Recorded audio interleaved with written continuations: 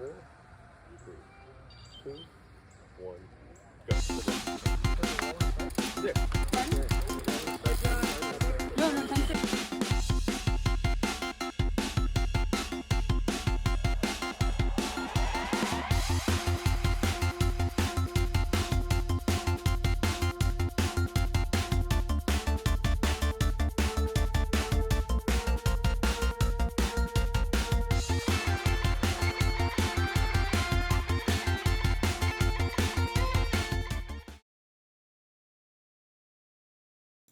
What's going on, guys? It's Cicely, and finally getting a chance to talk about the tour of Newport News.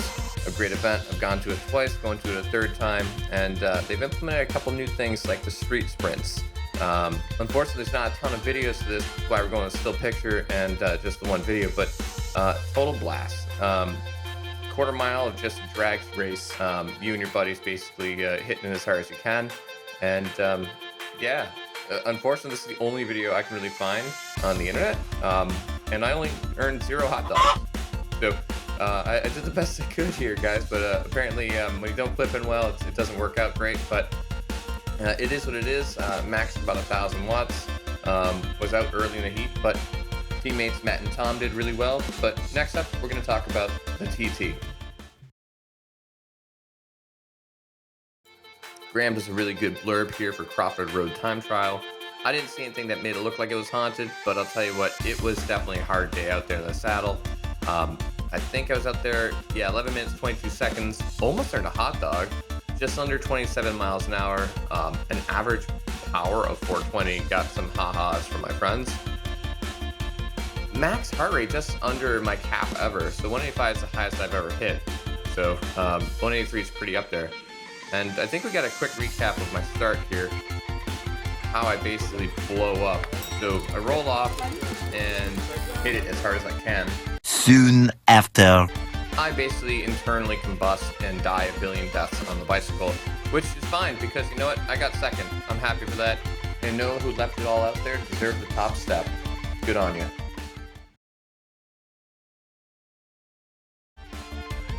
So now for the penultimate event, the Twilight Criterium. And there's a whole bunch of races out here, but hold on a second.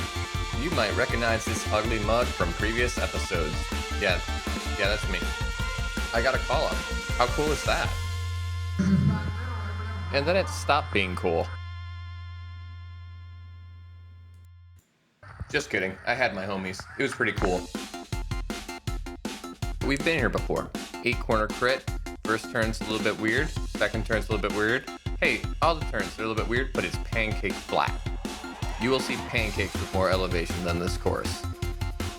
In case you're wondering where the call-up footage came from, it's all for the gram.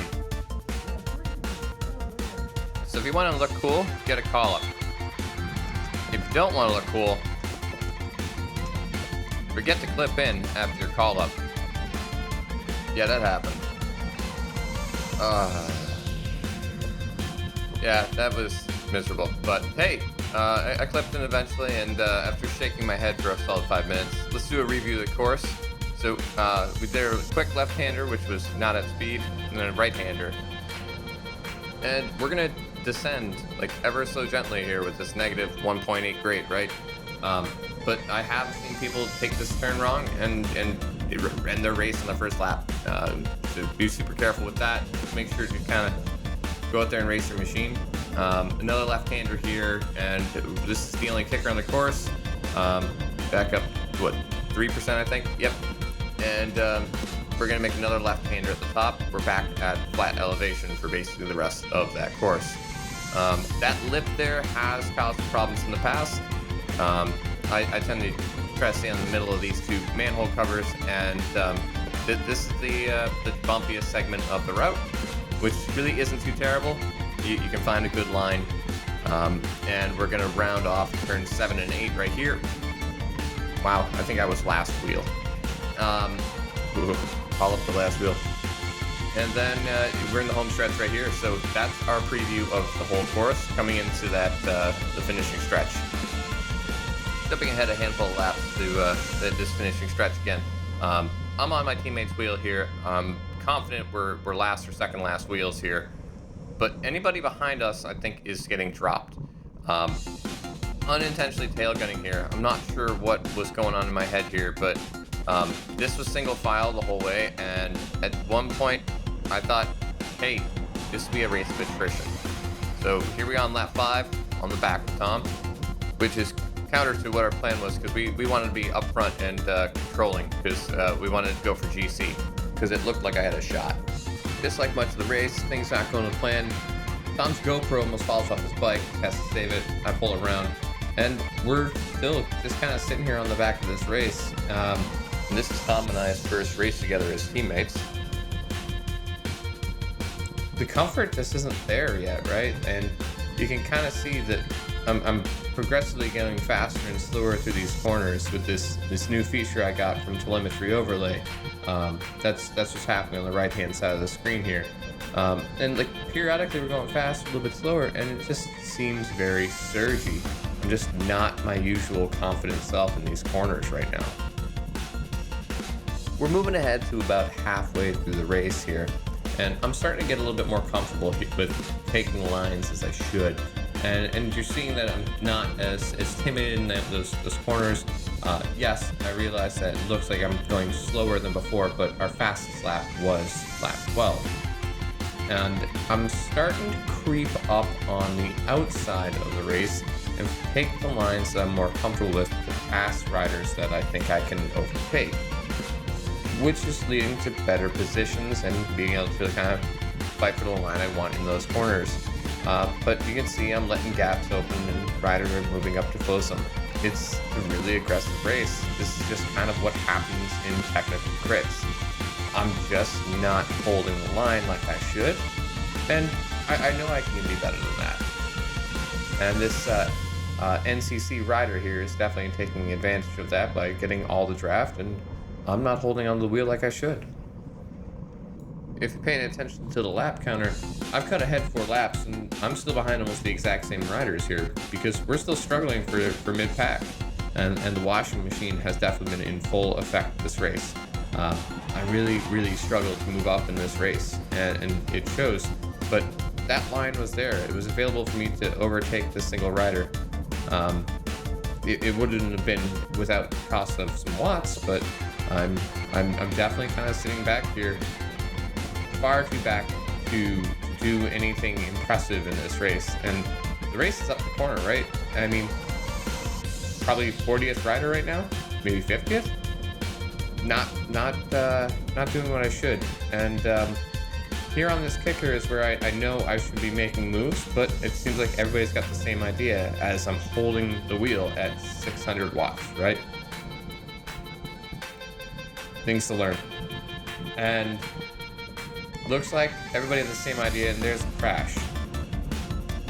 And super bummer, because that is Chris, one of my teammates. Super unfortunate, really strong rider.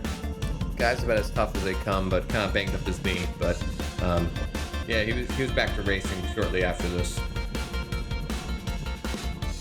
And in typical Cat 2-3 formation, as soon as there's a crash, we're back to single file, and it's all out again.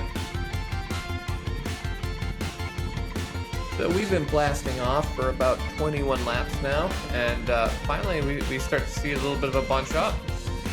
People are starting to take it a little bit easier, and I think it's because people are starting to get tired. So it's time to start moving up. Now, we're about 5 seconds slower in the corners than we have been all race long, if you look at our right-hand side of our screen. And people are starting to get fatigued. Rider 214 there just shaking at his hands. And that also means that people might not be really thinking about their line choices as well as they normally would. So head on a swivel, but also start looking for opportunities to move up, which it looks like I failed to accomplish. This race course really suited me really well last year, and I'm surprised that I'm still struggling here in the middle of the pack, which really shows that it was a much deeper field, and everybody was really keen to race, and it was that much harder, that much faster this year. We're gonna cut ahead to Bell Lap here. So as you can see, there are still many much bodies in front of Sisley here. So not the finest race I've put on. If we take a look to the left here, you're going to see a rider in blue that laid it down. Wasn't thrilled with some of his line choices earlier in the race. Overcooked the turn, hit the curb by himself, didn't take anybody else out, just himself.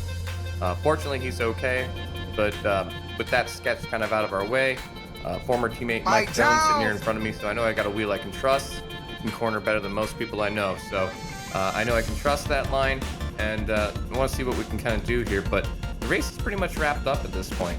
We've only got a handful of turns left to go, and I'm not really in contention for the final sprint. Just took too much time sitting at the back of this race and just chilling out. Maybe I should have woke up a little bit earlier. So at this point, everybody's kind of bringing it home for bragging rights and seeing how close they can get to GC points, but I think out of 60 riders, I finished 42nd, and there's no need to really sprint, but I guess I just wanted to think about the GC or not realize how many people actually were in front of me, but yeah. But next up is the Fort Eustis circuit race.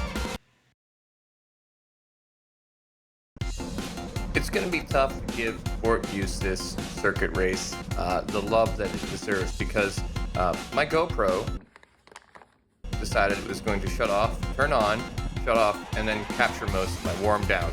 But let's do the best we can with what we have.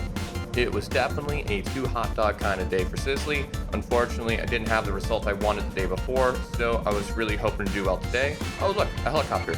And it was a pretty cool course. But remember, you are on a military base, so get your paperwork in early. If you have questions, reach out to Graham. This wasn't the most challenging course, but little bumps like that will buck you. After that bump on this straightaway here is where it seems to swell the most. We had a headwind going towards us at this point in the race. Every once in a while, I've found myself even thinking about taking the grass line. Just don't do it, guys. Stay on the road.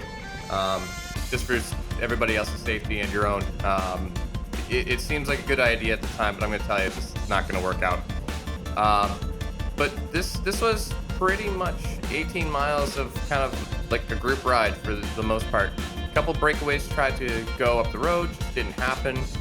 The data just kind of backs it up too, right? Like an average power of 233 isn't a lot for 18 miles. So performing like a Cat 4 wasn't my best showing out there. And that's okay. I still had a lot of fun. I still think that everybody should take a chance to go check this race out. Graham puts on a great event, and every once in a while when you get a chance to be called up by Frankie and Dreu, that's always fun too. But yeah, unfortunately I don't have the finish of this race. Thank you, GoPro. But still, tour of Newport News slap. We brought a whole crew down from Philadelphia. We grilled, ate some hot dogs, and it was awesome. And you should do the same. Come join us, and if you see me on the course, say hi. Alright guys, Sisley out.